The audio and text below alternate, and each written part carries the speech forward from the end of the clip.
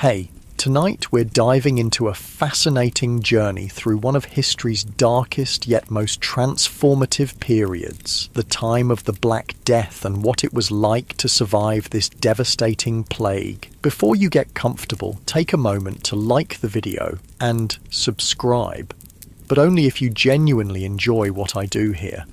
And let me know in the comments where you're tuning in from and what time it is for you. It's always fascinating to see who's joining us from around the world. Now dim the lights, maybe turn on a fan for that soft background hum, and let's ease into tonight's journey together. Congratulations, you've just woken up in Europe in the year 1347. The morning air is crisp as you open your eyes, stretching on your straw-filled mattress. You're not in a private bedroom like you might be used to. You're in a one-room cottage with the rest of your family. The walls are made of wattle and daub, a wooden frame filled with a mixture of mud, clay and straw. It's actually quite good at keeping out the cold, though the thatched roof overhead sometimes leaks when heavy rains come. As you rise, your nose fills with familiar scents, the smoky aroma from last night's hearth fire, the earthy smell of the dirt floor beneath your feet, and the distinct tang of unwashed bodies. Bathing isn't something people do very often in medieval times. The good news is nobody really notices because everyone smells pretty much the same. Your belly grumbles with hunger. If you're lucky, there might be some leftover bread from yesterday, though it's likely rock hard by now. You'd soften it in some ale. Yes, even children drink weak ale in these times. It's often safer than water, which can make you terribly sick if it's drawn from a contaminated source. Outside your small cottage, the village is already stirring to life. You hear the distant lowing of cattle, the clucking of chickens, and the calls of your neighbours as they begin their daily work. Most people here are peasants who work the land either as free tenants, who pay rent to the local lord, or as serfs who are bound to the land and must provide labour services. Life has a certain predictable rhythm in your medieval village. The days are measured by the rising and setting of the sun, the weeks by the toll of the church bells calling you to mass, and the years by the turning of the seasons and the cycle of planting and harvesting. It's a hard life, certainly, but it's the only one you've ever known. What you don't know, what nobody in Europe knows yet, is that everything is about to change. A shadow is creeping across the continent, one that will transform society in ways no war or famine ever has. The first whispers reach your village on the lips of a travelling merchant. He brings exotic goods from far-off places, silks from the east, spices from distant lands, but this time he brings something else, stories, terrifying stories of a sickness that has been devastating cities along the trade routes. People are dying by the thousands, he says, struck down by a mysterious illness that brings fever, painful swellings, and almost certain death. Some villagers cross themselves and mutter prayers. Others dismiss the tales as exaggerations. After all, alarming rumours often spread faster than truth. The merchant moves on, and for a while, life continues as normal. But the rumours persist, growing more frequent and more frightening with each passing month. By autumn, the whispers have become shouts of alarm. The sickness has reached the Mediterranean ports of Europe, Messina, Marseille, Venice. They say ships have arrived in harbours filled with nothing but corpses, the sailors having died during their journey. God save us all, your mother murmurs when she hears the news, making the sign of the cross. In your village, people begin to prepare as best they can, though no one really knows what they're preparing for. Some store extra food, others spend more time in church, praying for divine protection. The local healer gathers herbs and remedies, though whether any will be effective against this unknown affliction, no one can say. The first cases reach your region in the cold months of winter. A neighbouring village just half a day's walk away reports several sudden deaths. The victims suffered high fevers, complained of terrible thirst, and developed strange black swellings in their armpits and groins. Few survived more than 3 days after showing symptoms. Your village elders meet to discuss what should be done. Some suggest closing the village to outsiders, while others argue that trade and communication must continue. In the end, life goes on, though with a new undercurrent of fear. Then, one crisp morning, a young man who works at the mill fails to appear for his duties. When someone goes to check on him, they find him burning with fever, his body covered in sweat, his neck swollen with a painful bubo the size of a hen's egg. The plague has arrived in your village. What follows is a time of horror unlike anything you could have imagined. The sickness spreads with frightening speed. One day a person is healthy, the next day feverish, and by the third day, more often than not, they are dead. The black buboes that give the disease its name, the Black Death, are painful beyond description. Some victims cough blood, suggesting the disease has reached their lungs, and these unfortunates rarely last more than a day or two. It's a punishment from God, some say, flogging themselves in penance for their sins. It's bad air, others claim, carrying posies of flowers to ward off the foul miasma they believe causes the disease. It's the Jews poisoning the wells, a few darkly mutter, though your village has no Jewish residents and such accusations make little sense.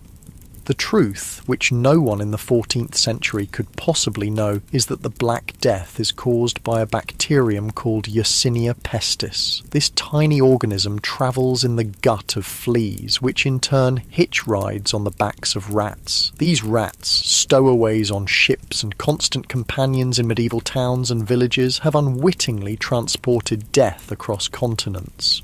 When an infected flea bites a human, it regurgitates the bacteria into the wound. The bacteria then multiply rapidly, often causing swelling in the lymph nodes, those painful buboes. If the bacteria reach the lungs, they cause pneumonic plague, which can spread directly from person to person through coughing and breathing. But you don't know any of this. All you know is that people are dying, and no one seems able to stop it. Your village, like thousands of others across Europe, is transformed by the plague. The church bells, which once rang to mark the hours and call people to prayer, now toll constantly for the dead. Eventually, there are too many deaths to announce, and the bells fall silent.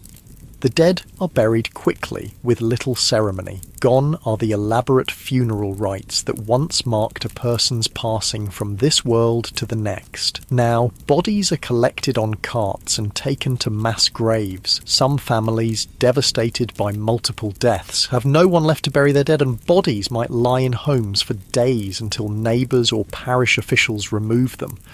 Fear changes how people behave toward one another. Those who have healthy family members might bar their doors to visitors, while those with sick relatives often find themselves avoided. Some flee to the countryside, hoping distance will protect them from the disease.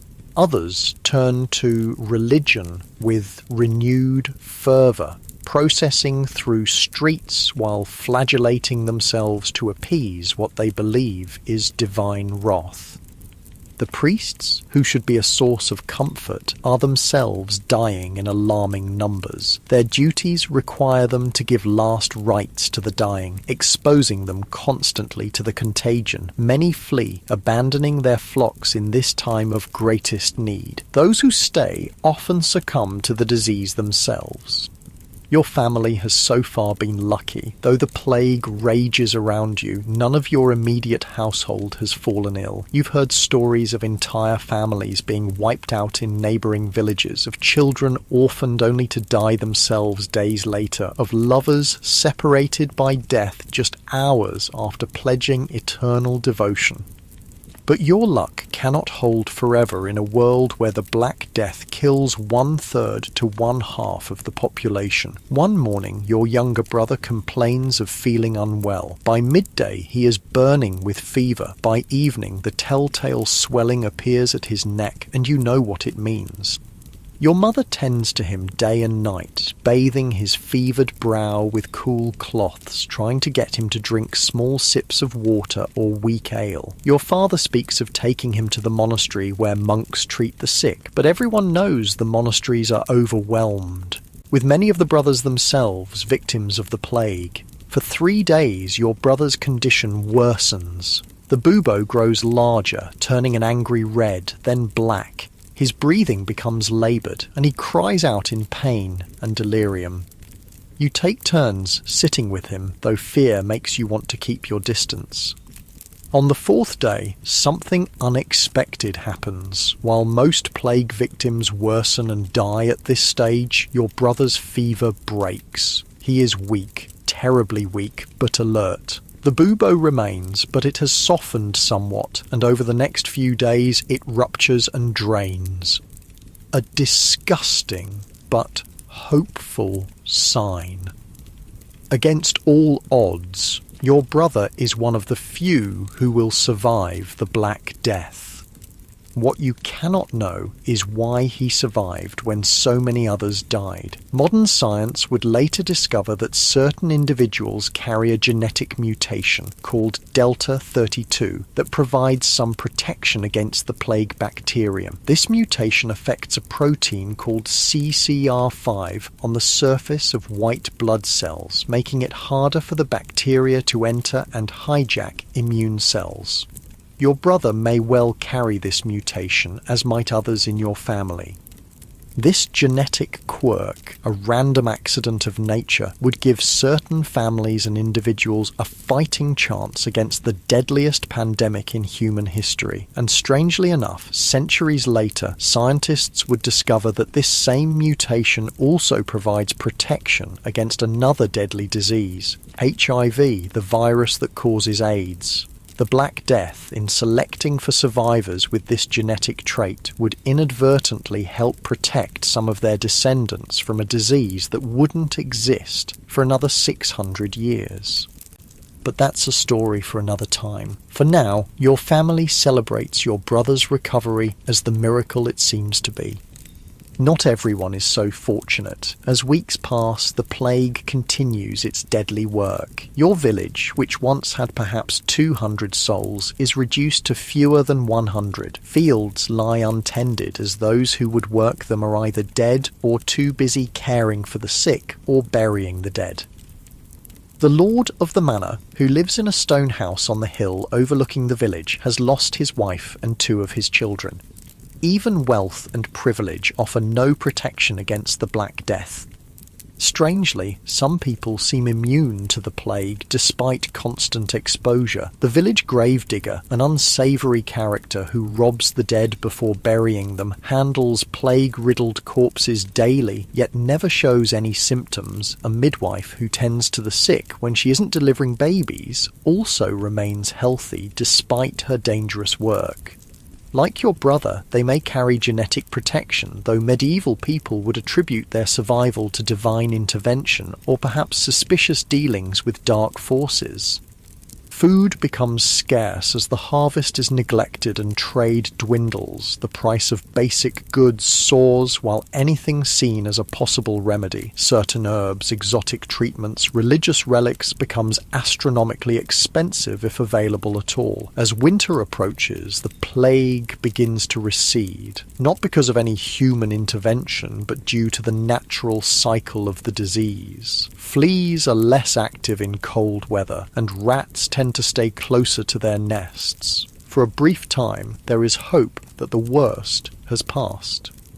But the Black Death is not finished. It retreats only to return with the warming weather of spring, finding new victims among those who survived the first wave. Over the next 4 years, from 1347 to 1351, successive waves of plague will sweep across Europe, killing somewhere between 75 and 200 million people, perhaps half of Europe's entire population.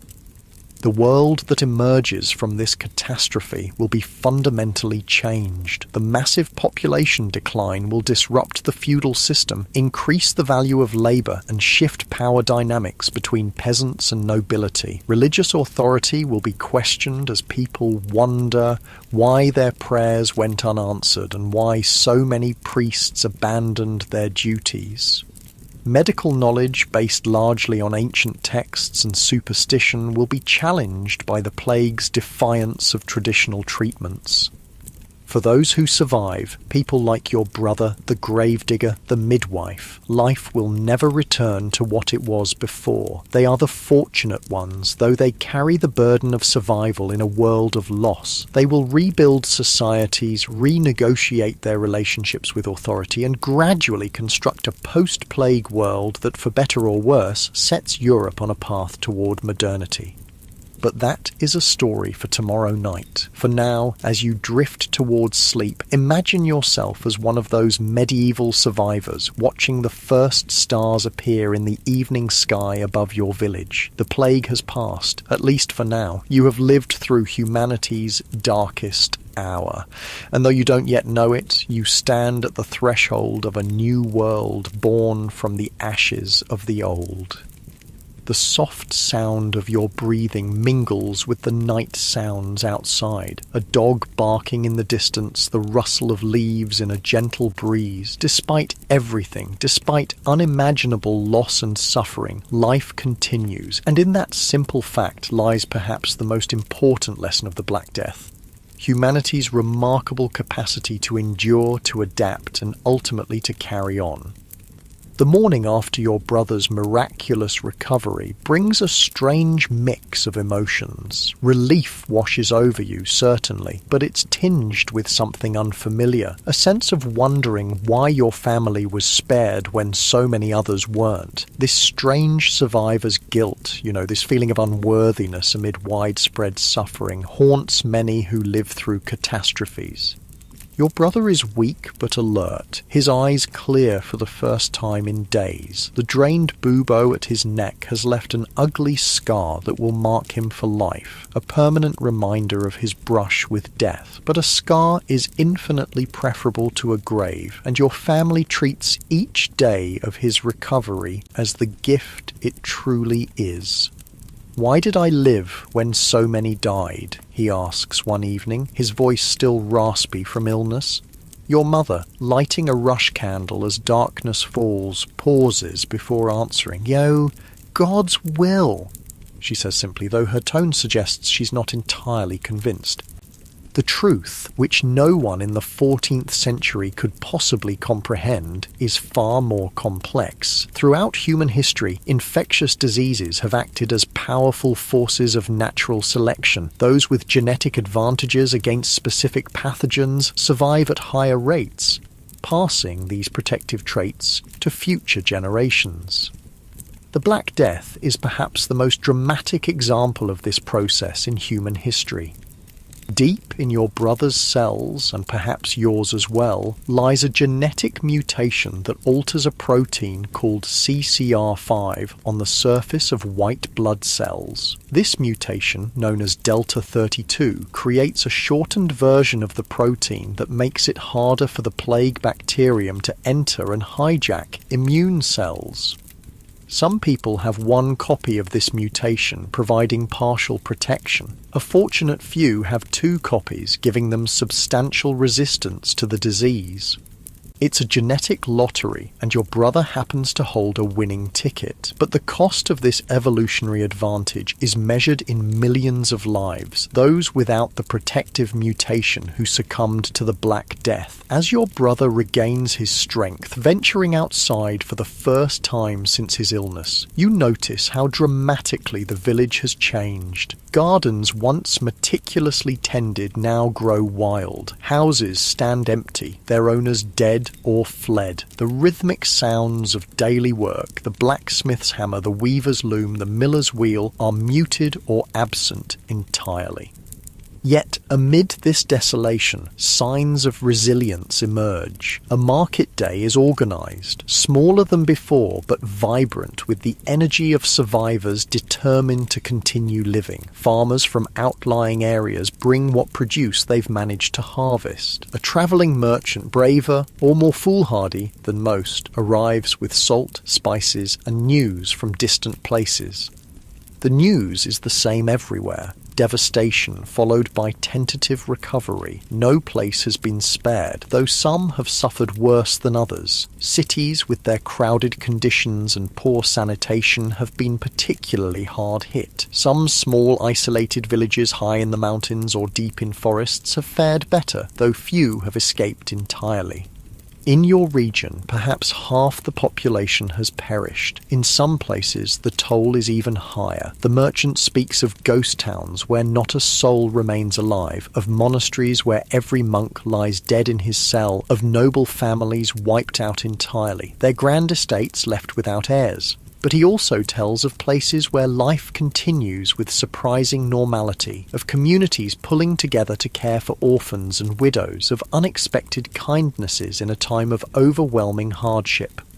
One story in particular captures your attention. In a village much like yours, a woman named Elizabeth lost her husband and 6 children to the plague within a single week. She dragged each of their bodies to a hillside behind their home and buried them herself, one by one.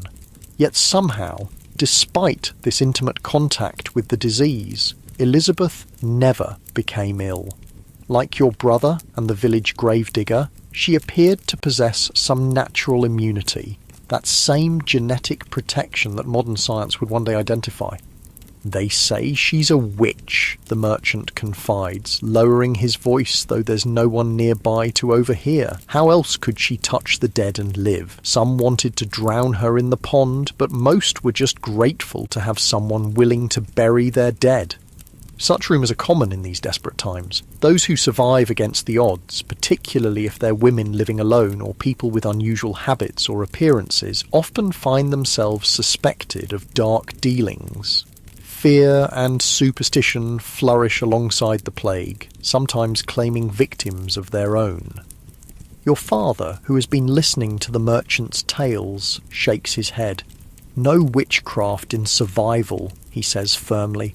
Some are simply stronger against the sickness, like my son. He places a proud hand on your brother's shoulder. The merchant nods agreeably, always careful not to contradict a potential customer. True enough, in every village there are those the plague cannot touch. God's chosen, perhaps.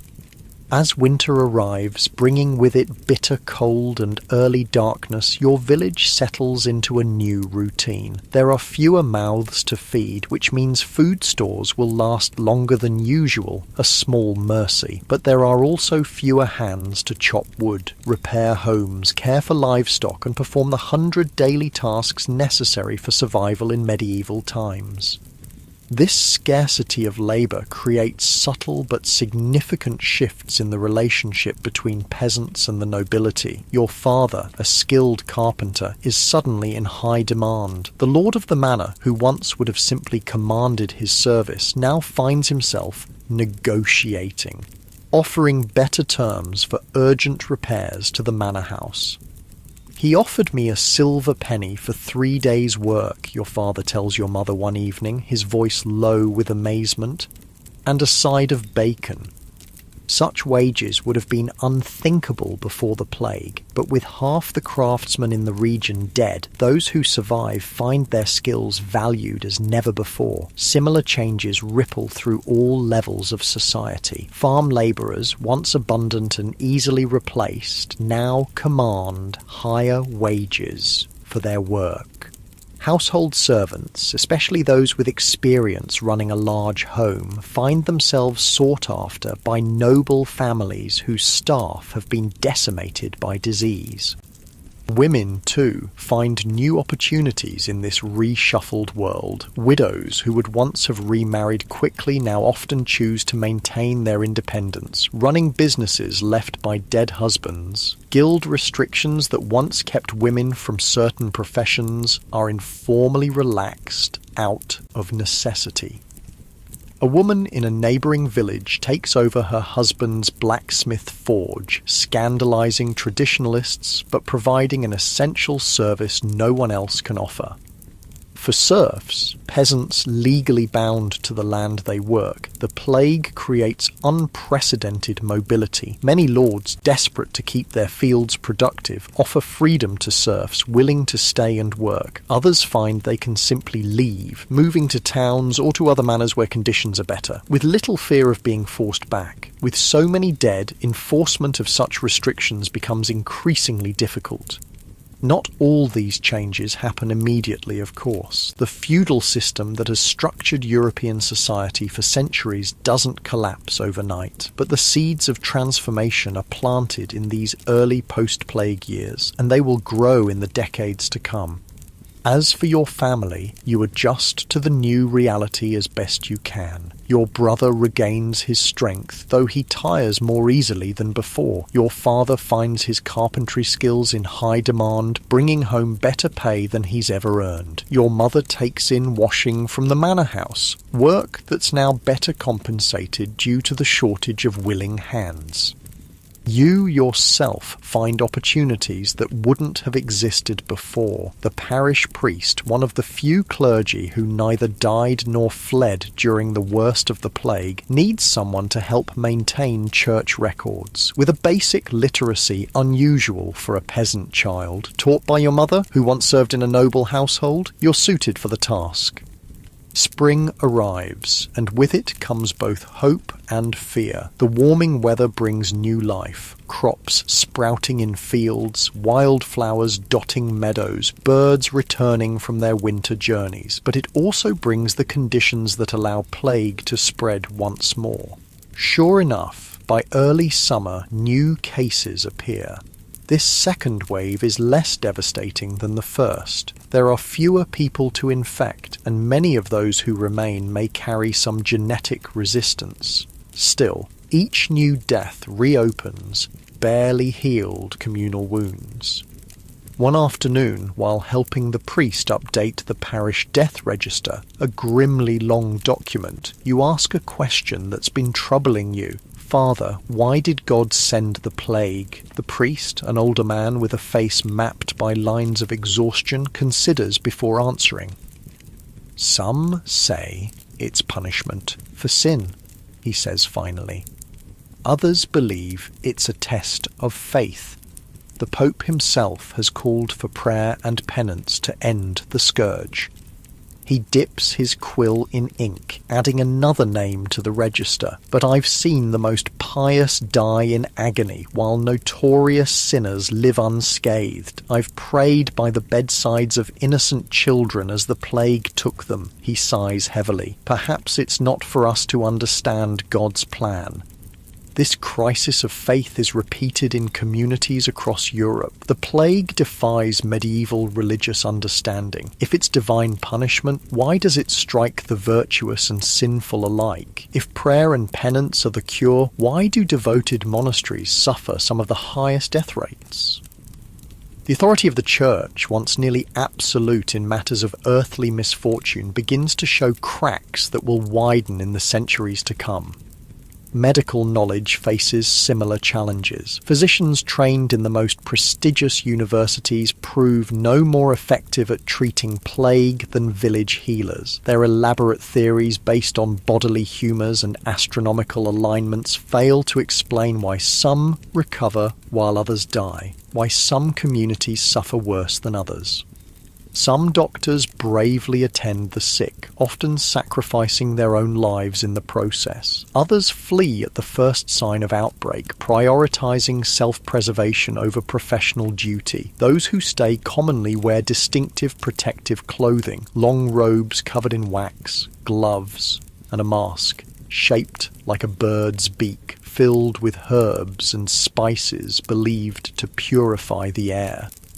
This strange outfit, which would become iconic in later plague outbreaks, does little to protect them from the actual source of infection.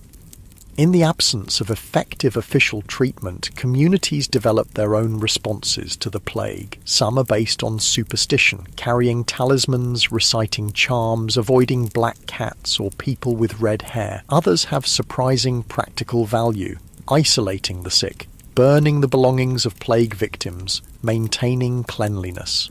None offer complete protection, but these community-developed practices sometimes help limit the spread.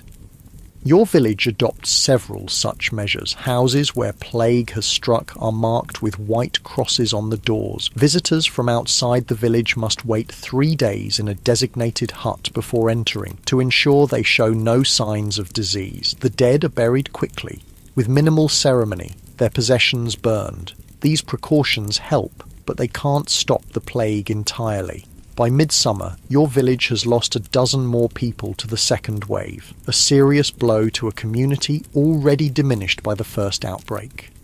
One victim is the lord of the manor himself, a man in his 50s who had survived the first wave only to succumb to the second. His death creates ripples of consequence throughout the local social hierarchy. His son, barely 20 and newly returned from university in Paris, inherits the manor and its lands. This new lord, young and influenced by novel ideas from his education, takes a different approach to managing the estate than his father did. Recognizing the scarcity of labor and the changing dynamics of power, he offers better terms to tenant farmers. Serfs who agree to stay and work the manor lands are granted their freedom and more favorable rents. Those with specialized skills, your father among them, receive privileges once reserved for those of higher social rank. Not all nobles adapt so readily to the new reality. In neighboring manors, some lords attempt to enforce old restrictions more harshly, forbidding peasants from leaving, punishing those who demand higher wages, using force to maintain the old order. These efforts rarely succeed for long. Peasants simply leave, seeking better conditions elsewhere. With land abundant and workers scarce, they find no shortage of opportunities. The plague's second wave finally recedes with the coming of autumn. Your village has survived diminished but intact. Of the original 200 residents, perhaps 90 remain. Fields have been consolidated, with the most fertile land prioritized for cultivation. Houses stand empty, their timbers and thatch gradually scavenged for other uses. Yet life has a remarkable capacity to normalize even after catastrophe. Children play in the village square again. The rhythms of agricultural life, planting, tending, harvesting, continue, adapted to the reduced workforce. Weddings take place, babies are born, commerce resumes. One clear autumn day, a surprising visitor arrives in the village, a mason who had left years before to seek work in the cities. He had built a good life in Florence, he tells anyone who will listen, working on the magnificent cathedral there. But when the plague struck, it devastated the city worse than any rural area. I watched half of Florence die, he says, his eyes haunted by memories. The rich fled to their country estates, but the poor had nowhere to go. Bodies piled in the streets faster than they could be buried. I survived, God knows how. After the worst passed, work on the cathedral halted. With so many dead, priorities shifted to essential rebuilding. The mason, finding himself without steady employment, decided to return to his birthplace. His story is not unique. Throughout Europe, the plague causes a temporary reversal of the centuries-long trend of urbanization. Cities, with their crowded conditions, are perfect breeding grounds for disease. Many who survive flee to the countryside, seeking safety in open spaces and smaller communities. This urban exodus brings unexpected benefits to rural villages like yours. People return with new skills, new ideas, and new perspectives gained from their time in cities. They bring tales of different ways of living, of technological innovations, of political systems unlike the feudal structure of rural areas. The Mason, for instance, describes how Florence was governed not by a hereditary noble, but by elected officials from the merchant class. He speaks of mechanical clocks that divide the day into precise hours, of water management systems that bring clean water into the city, of banking practices that allow trade across vast distances. These ideas find fertile ground in communities already questioning traditional authorities and practices. The plague has created cracks in the medieval worldview, and through these cracks, new possibilities emerge. For you and your family, life continues in this altered landscape. Your brother, fully recovered though scarred by his encounter with plague, apprentices to the returned mason, learning the skilled craft that will provide him a secure future in a world where such skills are increasingly valued. Your father's carpentry keeps the family comfortable, his services now commanding wages that would have been unimaginable before the plague. Your mother no longer takes in washing, instead focusing on an herb garden that produces remedies in high demand since the plague depleted the ranks of traditional healers. You continue assisting the priest with parish records, your literacy and quick mind making you valuable in a community where such skills are rare. In the old world, your peasant birth would have limited your prospects regardless of your abilities. In the post-plague world, with its fluid social boundaries and desperate need for talent wherever it can be found, opportunities expand before you. One evening, as your family sits around the hearth sharing a meal more abundant than any you might have hoped for in the pre-plague years, your father voices what many are thinking. "It's a terrible thing to say," he begins hesitantly, "but for those of us who survived, life is better now than before." Your mother nods slowly. "More food, better pay, more freedom," she agrees, "built on countless graves." It's the uncomfortable paradox at the heart of the post-plague world. For those fortunate enough to survive, whether through genetic luck like your brother, circumstantial fortune, or simple isolation from infection sources, the new world offers advantages the old one never could. The massive reduction in population creates opportunities for social advancement, economic improvement, and personal freedom that would have been unthinkable in the crowded, rigidly hierarchical pre-plague society. Yet these benefits come at an unimaginable cost. The lives of millions, the destruction of families, communities torn apart, knowledge and culture lost with those who carried it. No survivor can fully enjoy their improved circumstances without the shadow of this knowledge. As you drift towards sleep that night, you find yourself wondering about the future. The plague has retreated for now, but no one believes it's gone forever. It will return, as it has before, bringing new waves of death. Yet humanity will survive, adapting to each outbreak, developing new responses, gradually building knowledge that will, centuries later, finally conquer this invisible enemy. What you cannot know is that you stand at a turning point in history. The world that will emerge from the ashes of the Black Death will be fundamentally different from what came before. The seeds of the Renaissance are being planted in these years of recovery. The rigid feudal system is beginning its long, slow decline. The unquestioned authority of traditional power structures, both secular and religious, has been shaken. And on a biological level, the plague has reshaped the human species itself, selecting for genetic traits that will influence health and disease resistance for generations to come. Your brother's survival, far from being merely personal good fortune, represents an evolutionary chapter in humanity's endless dance with the microscopic organisms that both sustain and threaten us. Tomorrow, as a new day dawns on your changed world, you'll continue the work of rebuilding, of adapting, of finding a way forward. That's what plague survivors have always done throughout history. They carry on, bearing the weight of memory while facing toward the future. And in doing so, they reshape the world in ways that will echo through centuries to come.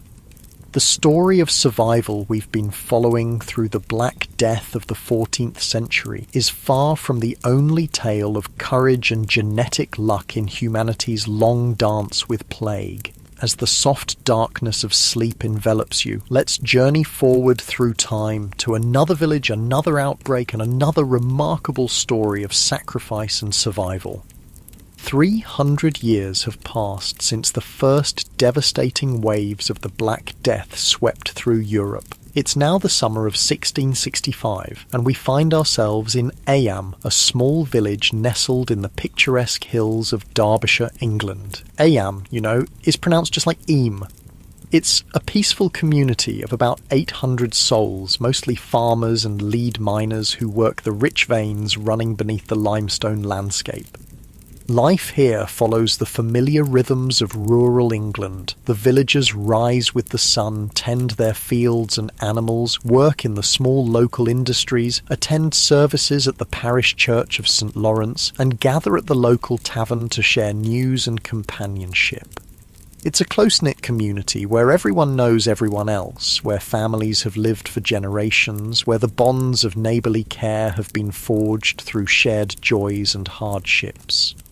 What the people of Eyam don't know is that they are about to face the greatest test imaginable, one that will write their village name into history and enshrine their collective sacrifice in legend.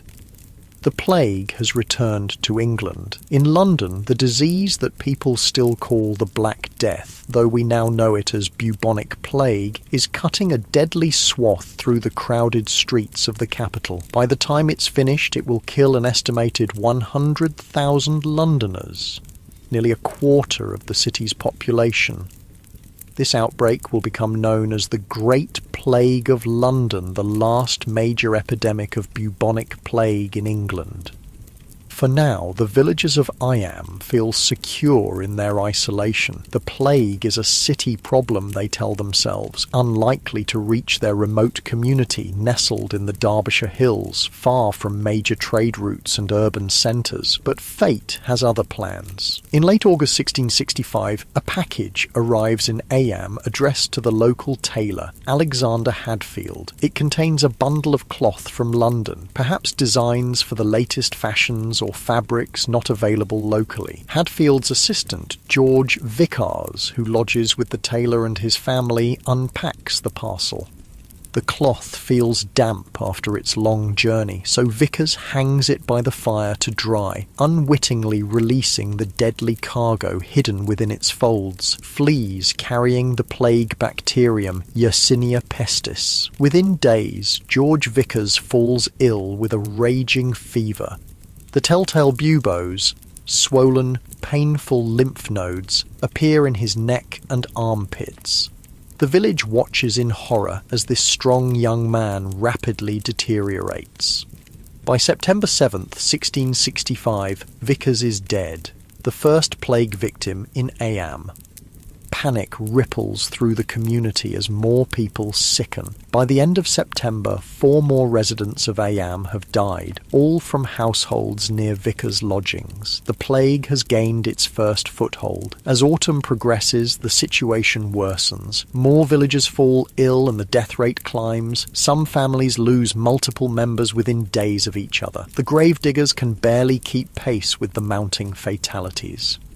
The natural reaction in such circumstances is flight. In London, anyone who could afford to, including King Charles II and his court, had fled the plagued city for the safety of country retreats. The wealthy residents of Eyam, too, begin making preparations to leave, to seek refuge in uninfected areas until the danger passes.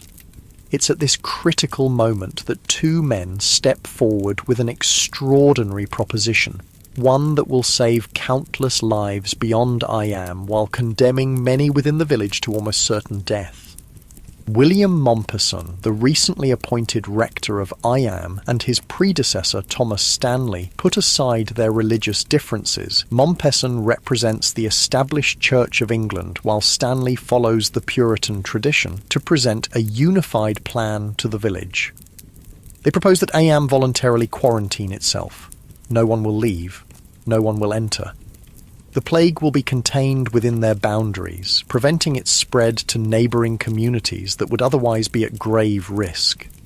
It's a staggering request. In essence, the villagers are being asked to sacrifice themselves to accept that many more of them will die to protect strangers in surrounding areas. Remarkably, they agree. The village boundary becomes a cordon sanitaire, a line between life and death that no resident of Iam will cross. Food and supplies are left at designated boundary stones by outsiders, particularly the Earl of Devonshire from nearby Chatsworth House, who promises to provide for the isolated villagers. Money to pay for these provisions is placed in vinegar-filled holes in the rocks, as it's believed vinegar will disinfect the coins. What follows is one of the most poignant and heroic episodes in the long history of humanity's battle with infectious disease. Summer turns to autumn, autumn to winter, and winter to spring.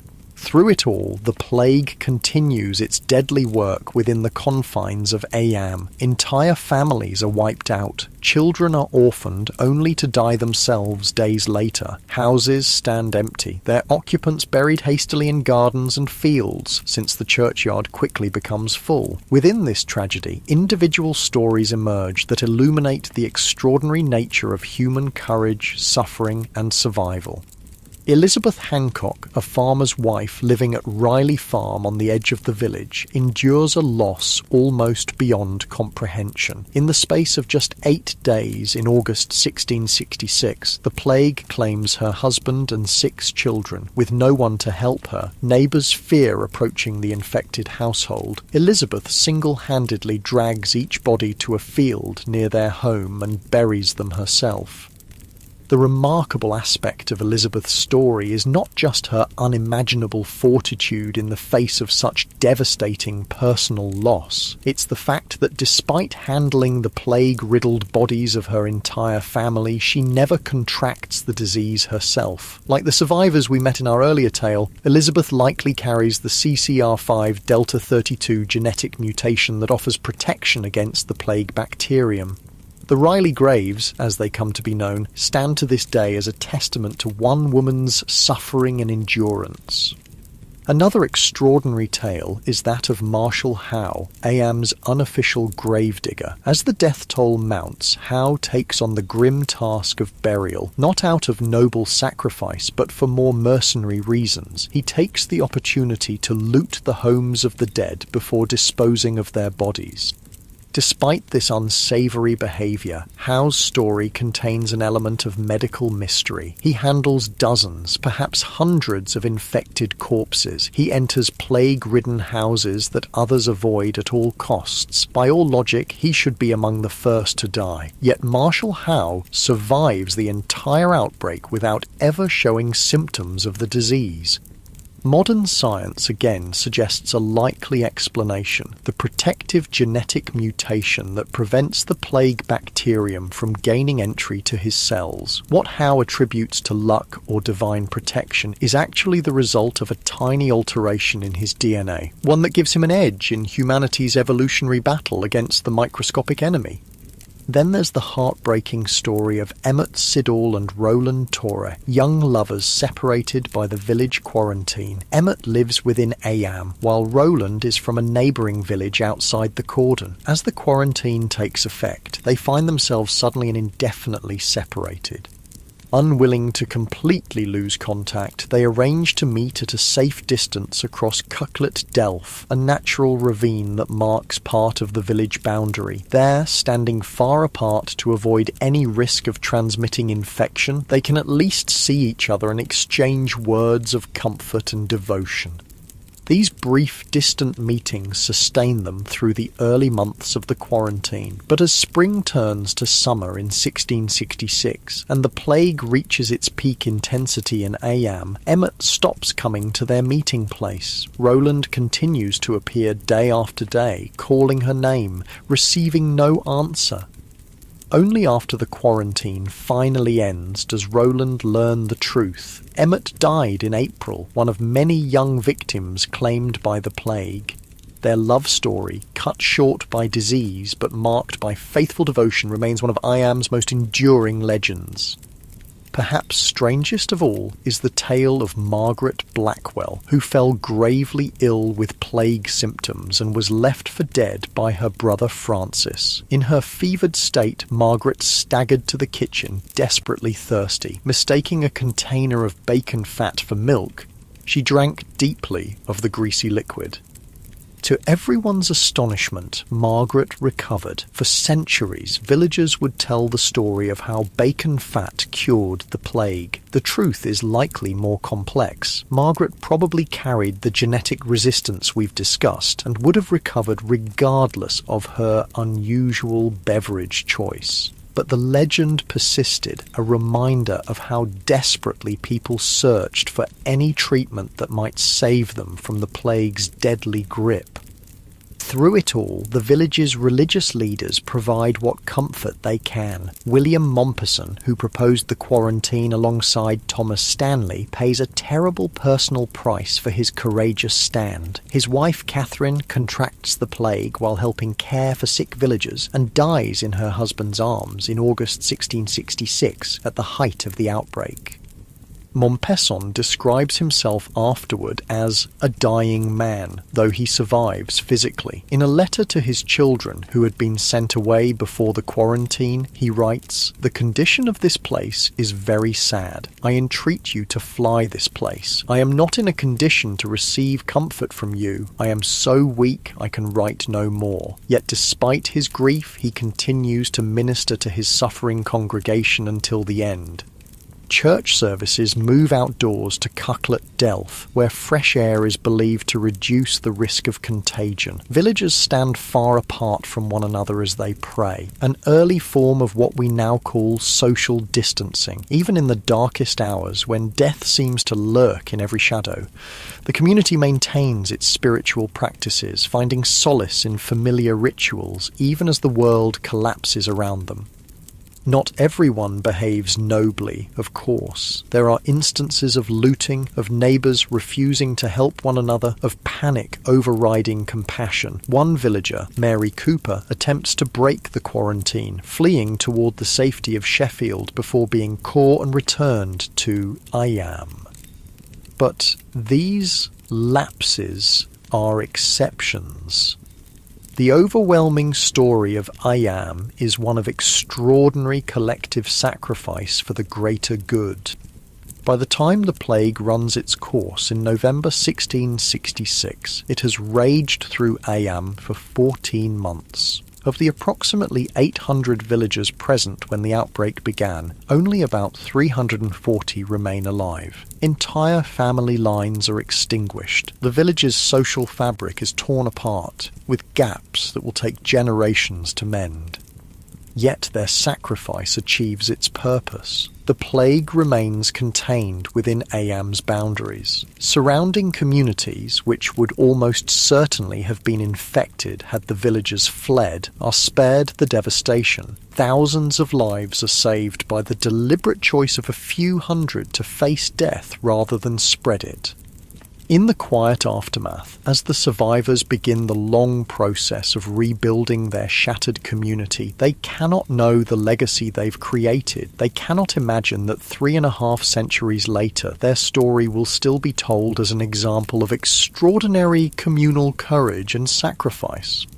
They cannot know that the plague that devastated their village was the last major outbreak of bubonic plague in England, that something about the particular strain of Yersinia pestis that struck in the 1660s would make it less viable in later years, or that improvements in sanitation and housing would gradually reduce the rat populations that spread the disease.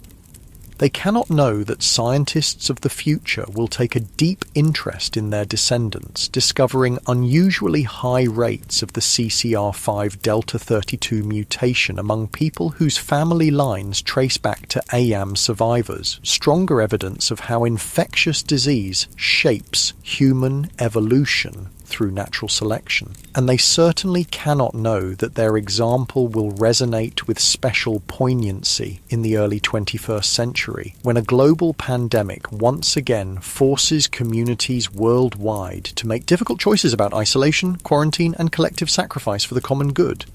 All they know is that they have survived an ordeal almost beyond comprehension. They have watched neighbours, friends and family die by the dozens. They have maintained their self-imposed isolation through summer heat and winter cold, through fear and grief and unimaginable loss.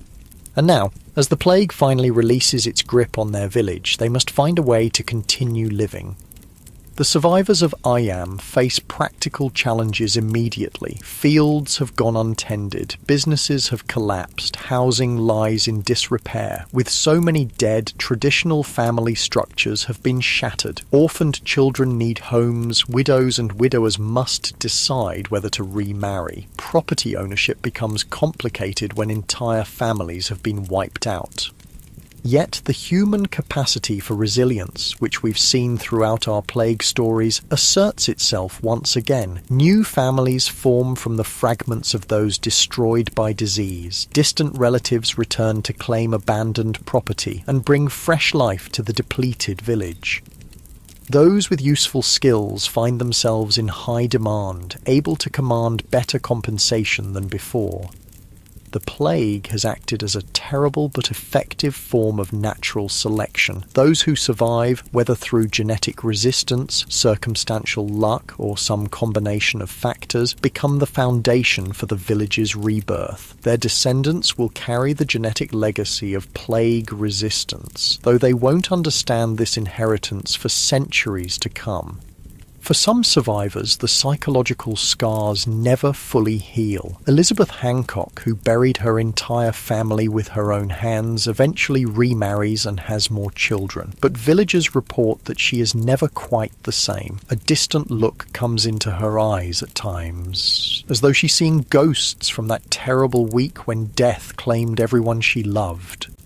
Marshall Howe, the unscrupulous gravedigger who survived against all odds, finds himself somewhat ostracized despite his apparent immunity. The villagers remember his looting of the dead, and while his services were necessary during the crisis, peace brings a reckoning with his behavior. William Mompesson, broken by grief at the loss of his beloved wife, leaves Ayam in 1669 to take up a position elsewhere. He eventually remarries and lives to the age of 71, but his letters reveal that he never forgets the horror of those plague months or the sacrifice of his Catherine. As for the village itself, Ayam gradually recovers its population, though some family names disappear forever from its records. The quarantine becomes part of local lore, a story passed down through generations with pride as well as sorrow. In the 19th century, as Victorian England develops a keen interest in noteworthy historical episodes, Ayam's story is rediscovered and popularised. The Plague Village, as it becomes known, begins to draw visitors curious about its tragic past. The Riley graves, the boundary stones and other physical remnants of the quarantine become informal monuments. By the 21st century, Ayam is a well-established stop on heritage tourism routes through Derbyshire. The village museum tells the story of the plague and quarantine. The parish church displays artefacts and commemorations. A Plague Sunday service has been held annually since 1866, marking the community's sacrifice. But Ayam is not merely a historical curiosity. It remains a living community where descendants of plague survivors still make their homes. Some carry the same surnames as those who lived through the 1665-66 outbreak, the Hancocks, the Siddles, the Blackwells, and some, genetic testing has revealed, still carry the CCR5 Delta 32 mutation that may have saved their ancestors from the plague. The story of Ayam reminds us that history is not simply a collection of dates and events to be memorized. It's the lived experience of real people facing extraordinary circumstances, people whose choices, sacrifices and survival shape the world we inhabit today. As the soft darkness of sleep envelops you more deeply, carry with you the image of Ayam village as it is today, peaceful, picturesque, with its stone cottages and flower gardens, giving little hint of the tragedy that once unfolded there. Yet, in the memorial plaques, in the preserved boundary stones, in the carefully tended Riley graves on the hillside, the past remains present. The villagers who chose to isolate themselves, knowing many would die as a result, could not have imagined how long their story would endure or how meaningful it would remain to future generations. They acted out of immediate concern for their neighbours in surrounding communities, not for historical legacy. And perhaps that's what makes their sacrifice so powerful. It was made without expectation of recognition or reward, simply because it was the right thing to do. In a world that often seems to prioritize individual benefit over collective welfare, Ayam stands as a reminder that human beings are capable of extraordinary selflessness when circumstances demand it.